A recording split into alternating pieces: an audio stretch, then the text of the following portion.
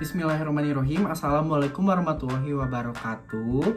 Izin memperkenalkan diri, nama saya Muhammad Fikri Ramadan dari kelas MN24B dengan NIM 202400804883. Kepada yang terhormat Ibu Marina selaku dosen pengampu di mata kuliah Manajemen Strategi, izin Ibu sebelumnya saya akan memaparkan materi terkait yang saya telah pelajari dan menggunakan bahasa saya sendiri dan kekreatifan saya sendiri. Sesi 1 sampai 15 terkait manajemen strategi itu sendiri. Yang paling pertama adalah pengertian manajemen strategi. Manajemen strategik adalah proses merumuskan, melaksanakan, dan mengevaluasi berbagai keputusan yang memungkinkan perusahaan mencapai tujuan jangka panjang. Proses ini meliputi analisis lingkungan eksternal, internal, penyusunan strategi, implementasi, serta evaluasi hasil. Tujuannya sendiri apa sih? Tujuan manajemen strategik adalah menentukan arah perusahaan, meningkatkan daya saing, menghadapi perubahan lingkungan bisnis, dan menciptakan keunggulan kompetitif yang berkelanjutan. Nah, di sini ada sesi keduanya yaitu studi kasus tentang PT yang saya pilih, yaitu PT Sumber Alvaria Trijaya Tbk, Alfamart ya. Nah, di sini sendiri Alfamart itu merupakan perusahaan retail minimarket terbesar di Indonesia yang berdiri pada tahun 1989. Perusahaan mengoperasikan ribuan gerai Alfamart di seluruh Indonesia dan beberapa negara Asia Tenggara. Nah, apa sih visi misinya itu sendiri? Yang paling pertama, visinya menjadikan jaringan distribusi retail terkemuka yang berorientasi terhadap pemberdayaan penguasa kecil. Gerai Alfamart itu memenuhi kebutuhan pelanggan serta mampu bersaing secara global. Dan misinya itu sendiri apa sih? Memberikan kepuasan pelanggan, menjalin mitra kerjasama yang baik, mengembangkan SDM yang berkualitas, memanfaatkan teknologi yang sangat modern. Terus strategi yang dilakukan Alfamart itu ada beberapa ya. Satu, ada ekspansi gerai. Itu Alfamart terus membuka gerai baru hingga ke daerah-daerah pelosok ya, sehingga lebih dekat dengan konsumen. Contohnya membuka di toko desa maupun toko yang di kota gitu ya. Nah, di sini ada yang kedua itu digitalisasi. Alfamart itu mengembangkan layanan digital seperti AlfaGift ya yang sekarang kita lihat. Terus ada pembayarannya kris, bank, e-wallet atau click and collect ya. Terus yang ketiga ada diversifikasi produk. Alfamart tidak hanya menjual kebutuhan pokok tetapi juga frozen food, produk UMKM, pulsa, token listrik, pembayaran tagihan, tiket perjalanan. Terus ada lagi ini efisiensi operasional ya. Perusahaan memiliki sistem distribusi yang sangat baik melalui distribution center sehingga stok barang tetap tersedia.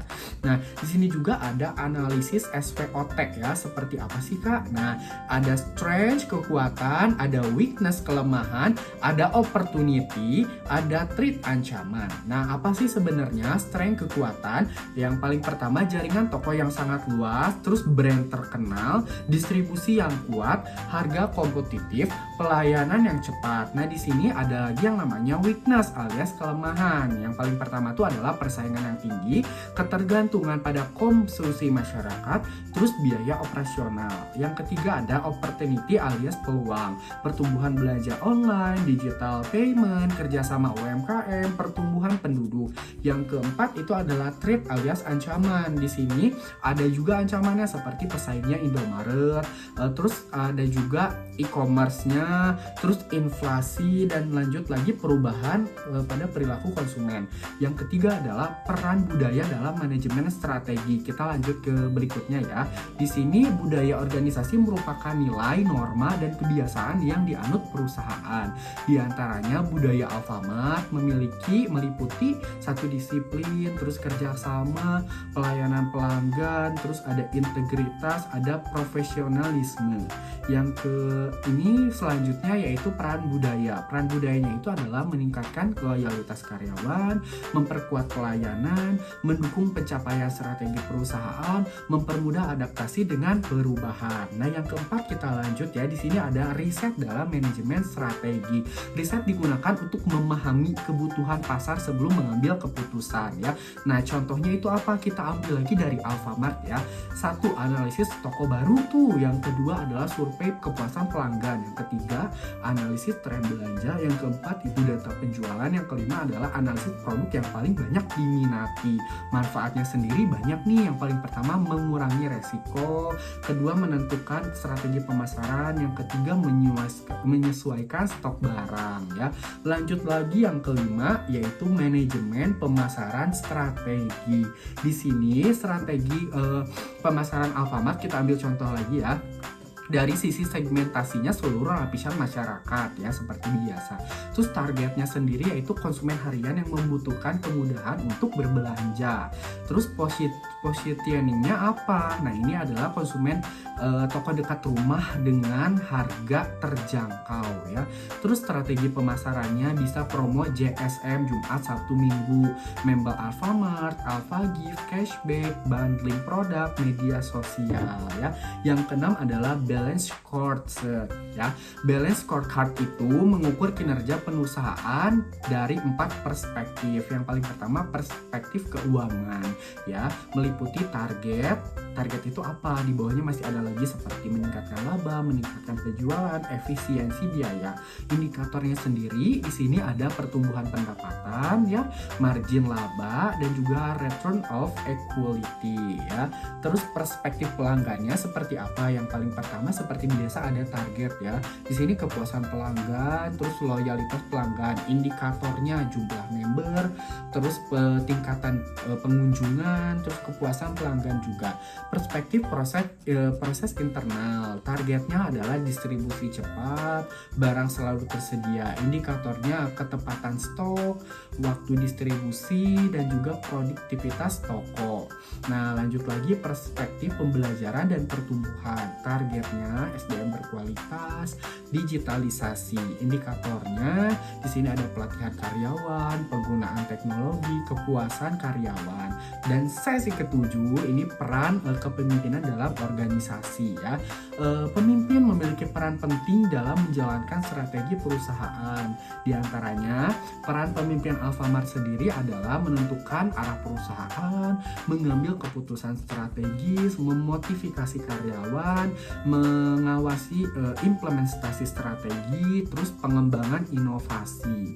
Karakter pemimpin yang dibutuhkan seperti apa sih? Nah, di sini ada visioner, komunikatif, adaptif, dan juga berintegritas serta berorientasi pada pelanggan. Yang kedelapan adalah transformasi digital dalam manajemen. Apa sih itu artinya? Nah, transformasi digital merupakan perubahan proses bisnis dengan memanfaatkan teknologi. Di sini kita ambil contoh Alfamart kembali ya.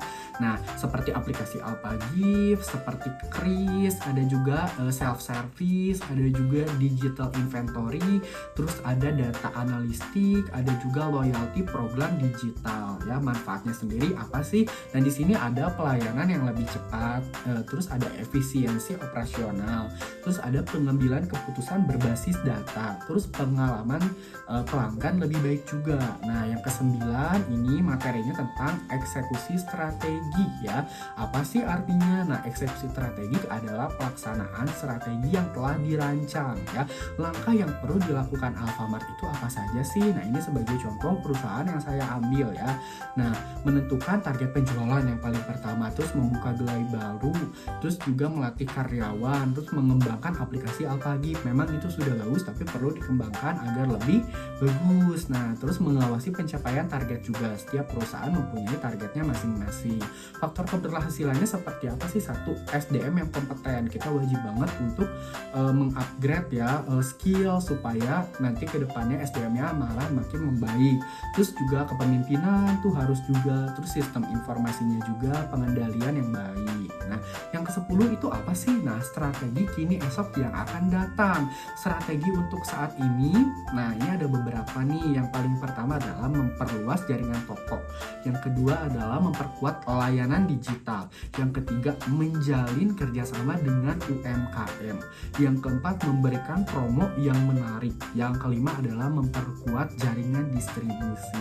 Strategi jangka menengahnya seperti apa sih? Nah, ini pertama pengembangan artificial intelligence untuk analisis pelanggan.